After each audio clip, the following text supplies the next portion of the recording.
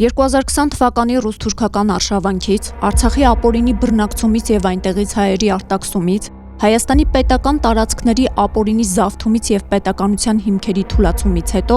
Հայաստանում Նիկոլի հակահայ ռեժիմը սպասում է այսպես կոչված խաղաղության պայմանագրի ստորագրման Ադրբեջանի հետ։ Իրականում այդ թուղթը ամրագրելու է Հայաստանը Ռուսաստանի կողմից դե յուրե Թուրքիային փոխանցելու փաստը։ Դե ֆակտո այդ գործընթացը տեղի ունեցել է։ Հայկական կողմը Նիկոլի իշխանությունը արդեն տևական ժամանակ է գործում է բացառապես Թուրքիայի դաշտում։ Հայ ժողովրդի նկատմամբ Ռուսաստանը միշտ էլ վարել է թշնամական քաղաքականություն։ Հայոց նորագույն պատմության մեջ հայ մարդը այդ թշնամանքը բարի ամենաուղիղ իմաստով զգաց իր մաշկի վրա 2020 թվականի պատերազմի ամբողջ ընթացքում եւ դրան հաջորդած տարիներին։ Այն որ պատերազմի 44 օրերի ընթացքում Արցախի օդային տարածքը բաց էր ու անպաշտպան, իսկ մեր հազարավոր զավակներ մատաղ էին լինում երկնքից թափվող անօդաչուների ու մարտական ինքնաթիռների հարվածներից, հետևանք էր նրա, որ հակաօդային պաշտպանության համակարգը անջատված էր ու չէր գործում թշնամի Ռուսաստանի թեթև ձեռքով։ Ավելին, ըստ որոշ տեղեկությունների, պատերազմի ամբողջ ընթացքում ռուս որոշ գեներալներ պաշտպանության նախարարությունում նստած հրահանգներ են տվել եւ որոշումներ կայացրել, ինչպես նաեւ տվյալներ փոխանցել ադրբեջանական կողմին։ Այդ ժամանակվա պաշտպանության նախարար Դավիթ Տոնոյանն ինքը 2023 թվականի օգոստոսի 1-ին հայտարարեց հետևյալը. մեջբերում ենք. Ռուսական կողմից մեզ դիմում է եղել չսադրելու եւ սառնասրտություն ցուցաբերելու մասին, որը հնարավորինս իրականացվել է մեր կողմից։ F-16-ի խոցումը պաշտպանության բանակի հոբ համակարգի կողմից հնարավոր էր, բայց չէր կատարվում, քանի որ իրենց իսկ կողմից որոշված էր չսադրել իրավիճակը։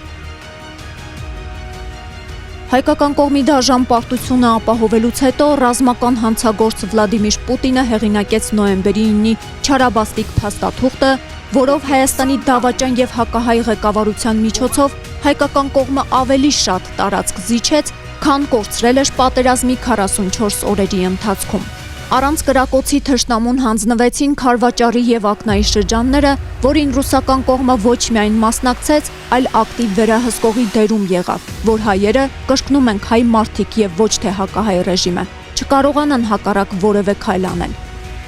Հիշեցնենք, այդ օրերին սկսվեցին ճնշումներ եւ հետապնդումներ Բևերի խորհրդի անդամների ակտիվ աջակիցների նկատմամբ։ Դեպի Քարվաճար մեծ ավտոերթը մեր բազմաթիվ հայրենակիցների մասնակցությամբ չկայացավ։ Դա 2020 թվականի նոյեմբերին էր։ Նույն տարվա դեկտեմբերին Արցախի հին թաղերի եւ Խծաբերդի տարածքում ռուս օկուպանտների քթի տակ ադրբեջանական զինված ուժերի կողմից գերեվարվեցին 62 հայ զինծառայողներ։ Ասել է թե գերի հանձնվեցին հենց վերջիններիս կողմից։ Հետո ռուսական կողմի պարտադրմամբ 2022 թվականի մարտին Փարուխի եւ Մերձակա քարագլխի ռազմավարական բարձունքները հանձնվեցին ադրբեջանական կողմին։ Համացանցում հայտնվեցին տեսանյութեր, թե ինչպես են ռուս օկուպանտները քանդում այդ հատվածում տեղակայված մարտական դիրքերը։ Հետո Լիսագորի հատվածում թշնամին ունեցավ դիրքային առաջխաղացում, որը կրկին ապահովեց ճակերտավոր խաղաղապահ մանդատով օժտված ռուսական կողմը։ Արդյունքում Արցախն արդեն իսկ կիսաշրջափակված էր։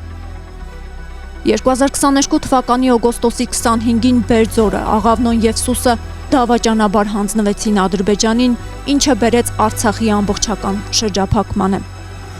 Հայկական այդ գյուղերի հանձնումով թշնամու վերահսկողության տակ անցան նաեւ Արցախը սնուցող գազատարն ու էլեկտրահաղորդման գիծը, ինչն իր կործանարար հետևանքներն ունեցավ շրջափակման ընթացքում։ Արցախում հայերի 9-ամսյա բլոկադայի ընթացքում էլ ռուս օկուպանտները ձեռքները ծալած չնստեցին եւ հայ մարդու ցավի ու տառապանքի վրա սկսեցին փող աշխատել։ Մեկ տուփ ծխախոտը մի քանի հազար դրամով էին վաճառում, սնունդը փոխանակում ոսկով։ Հետո 2023 թվականի սեպտեմբերին շուրջ 1 տարի տևած ռուս-թուրքական շրջափակմանը հաջորդեցին ռազմական գործողություններն ու հայերի բռնի տեղահանությունը։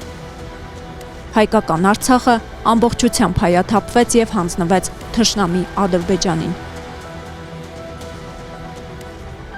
Այս ամենը ռուս-թուրքական սիրախաղի արդյունքն է, որը սկիզբ առավ Լավրովյան հայտնի պլանի ծնունդով մոտ 13 տարի առաջ, 2012 թվականին։ Արցախի հանձնման դավադիշ պլանը տարիների վերդրված է եղել ռուսական գենշտաբի սեղանին։ Ուղղակի դրա իրագործումն է երկարաձգվել նաև Սասնա ծռերի 2016 թվականի հերոսական ապստամբության շնորհիվ։ Պարզապես թշնամի Ռուսաստանի հույսերը ամբողջությամբ չարդարացան։ Արցախը հայաթափելուց եւ այն ամբողջությամբ թշնամի Ադրբեջանին հանձնելուց հետո իրենց դավադիշ պլանների մեջ մտնում էր Ադրբեջանի տարածքում ներկայություն ունենալը, որը սակայն թուրք-ադրբեջանական տանդեմը չհանդուրժեց եւ մեղմ ասած ռուսական օկուպացիոն զորքը դուրս շպրտվեց Արցախից, որը այս պահին թշնամու ժամանակավոր տնօրինման ներքո է։ Ռուս-թուրքական քեմալա-բոլշևիկյան եղբայրության եւ բարեկամության ուխտը հանգրվանային այս կետին հասավ ուղիղ 100 տարի հետո, հայերին պարտադրված 44-օրյա պատերազմով, կապիտուլյացիայի ստորագրմամբ եւ հայկական պետական կենսաօրգանիզմի քայքայմամբ։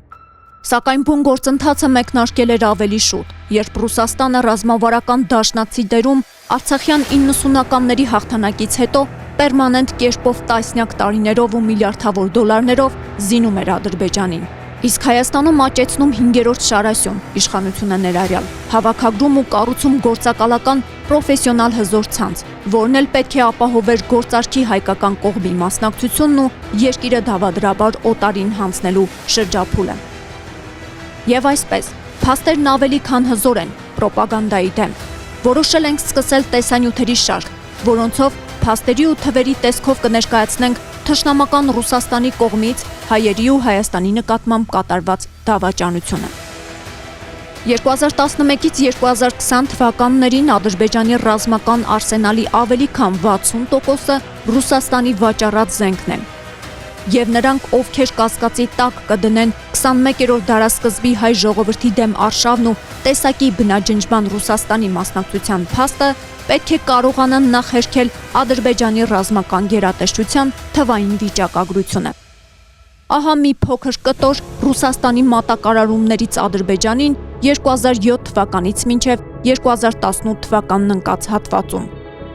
Եւ այսպես Հայաստանի ռազմավարական գործընկերը թշնամի Ադրբեջանին մատակարարել է 62 միավոր T-72M1 տանկեր, 70 միավոր BTR 80A զրահափոխադրիչներ, 100 միավոր կորնետ հակատանկային հրթիռներ, 18 միավոր Մստա S-152mm ինքնագնաց հրետանի, 24 միավոր Mi-35M մարտական ուղղաթիռներ, գործարքի գինը $360 միլիոն, 66 միավոր Mi-8MT, Mi-17 տրանսպորտային ուղղաթիռներ, ինչպես նաև զենիթահրթիռային համալիրներ, հրթիռներ, ինքնագնաց ականանետեր, հետևակի մարտական մեքենաներ, 1000 միավոր հակատանկային հրթիռներ եւ համազարգային կրակի ռեակտիվ համակարգեր, 1000 միավոր Igla-S շարժական հոբ համակարգեր, 100 միավոր T-90S տանկեր, 36 միավոր TOS-1 Solntsepyok համազարգային կրակի ծանր հրետանային համակարգեր, 100 միավոր 9M317 երկիրոտ հրթիռներ, զրահափոխադրիչներ ու կործանիչ տանկեր, 800 միավոր Խրիզանտեմա հակատանկային հրթիռ եւ այլն եւ այլն։ Այս ցանկը ցավոք շատ ավելի երկար է։ Իսկ էականն այն է, որ ռուսական զենքի այս ամբողջ զինապահեստը Ադրբեջանը դատարկել է մեր երկրում, կիրառել է Հայաստանի եւ հայ ժողովրդի դեմ քառօրյա, 44-օրյա պատերազմներում եւ տարբեր միջադեպերի ժամանակ։ Ռուսական զենքերից են սպանվել հազարավոր հայ զինծառայողներ,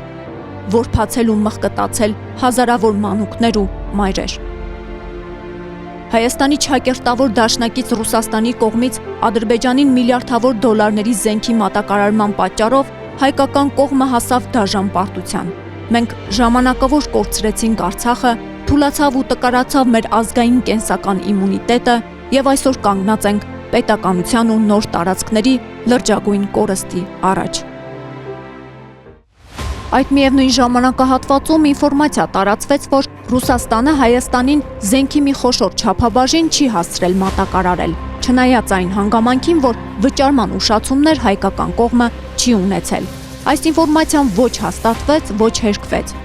Հետագայում արդեն 2024 թվականին հայկական կողմը հայտարարեց, որ 2021 թվականից սկսած Հայաստանը Ռուսաստանի հետ 250 միլիոնի պայմանագրեր է կնքել, բայց անհրաժեշտ զենքը չի մատակարարվում։ 44-օրյա պատերազմին հայ զինվորը ռուս-թուրքական լեգիոնների առաջ կանգնեց մերկ ու անպաշտպան, խաբված ու դավաճանված։ Այդ ամբողջ ժամանակահատվածում կրեմլյան պրոպագանդան աշխատում էր ռազմավարական դաշնակից երկիր Հայաստանի դեմ հօգուտ Ադրբեջանի։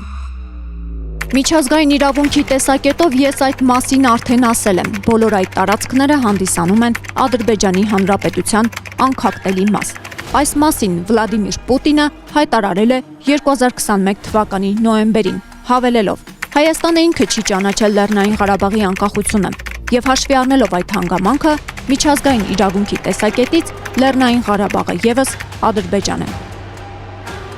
Ռուս քաղաքական գործիչների եւ պաշտոնյաների եւս մի քանի հայտարարություններ կներկայացնենք, որոնք արվել են 2020 թվականին եւ պատերազմին հաջորդած տարիներին։ Մենք գիտակցաբար թույլ տվեցինք, որ Արցախի դեմ պատերազմ բռնկվի։ Ռուսաստանի Դաշնության Պետդումայի падգամավոր Կոնստանտին Զատուլին 2021 թվական հոկտեմբեր։ Մոսկվայի հյուրասենյակներում քննարկում են, որ Հայաստանը կամ դատապարտված է վերադառնալ դեպի Ռուսաստան, կամ դատապարտված է։ Մարգարիտա Սիմոնյան 2020 թվական սեպտեմբեր։ Մենք չէինք կարող թույլ տալ հայերի հաղթանակը Արցախում, այլապես կկորցնեինք Կովկասը, այնուհետև ողջ Ռուսաստանը։ Հակահայ ելույթներով հայտնի ռուսաստանյան քաղաքական գործիչ Սերգեյ Կուրղինյան 2020 թվական նոյեմբեր։ Ղարաբաղում Թուրքիայի հետ համատեղ իրականացրեցինք բարդ օպերացիա։ Ռուսաստանի անվտանգության խորհրդի քարտուղար Սերգեյ Շոյգու 2021 թվական մարտ։ Ադրբեջանը վերադարձրել է այն տարածքները, որոնք պատկանում են իրեն։ Ռուսաստանի Դաշնության արտգործնախարար Սերգեյ Լավրով 2023 թվական փետրվար։ Այս իմաստով թերևս ամենատպավորիչը մերձիշխանական հասարակական գործիչներից Ալեքսանդր Դուգինի խոստովանությունն էր։ Դուգինը 2021 թվականի ապրիլին հայտարարեց. Մոսկվան կատարեց իր խոստումը, օգնեց Ադրբեջանին վերադառնալ Ղարաբաղ։ Այժմ հերթը Բաքվին է, միանալ ՀԱՊԿ-ին եւ ԵԱՏՄ-ին։ Եթե չլիներ Ռուսաստանը, ոչ Ադրբեջանը եւ ոչ էլ Թուրքիան ի վիճակի չէին լինի վերադարձնել Ղարաբաղը։ Բազմաթիվ են փաստերն ու ապացույցները, որոնք աղաղակում են այն մասին, որ Հայաստանի ողրիմ թշնամին ռուս-թուրքական տանդեմն է։ Ռուսական կողմը կեղծ դաշնակցային քողի տակ կանխամտածված ու պլանավորված կերպով դավաճան Նիկոլի ձեռքով ապահովեց հայկական կողմի տապալումն ու Արցախի օկուպացիան։ Հաջորդիվ մեր տեսանյութերում կներկայացնենք հայ ժողովրդի նկատմամբ Ռուսաստանի թշնամական քաղաքականության այլ փաստեր։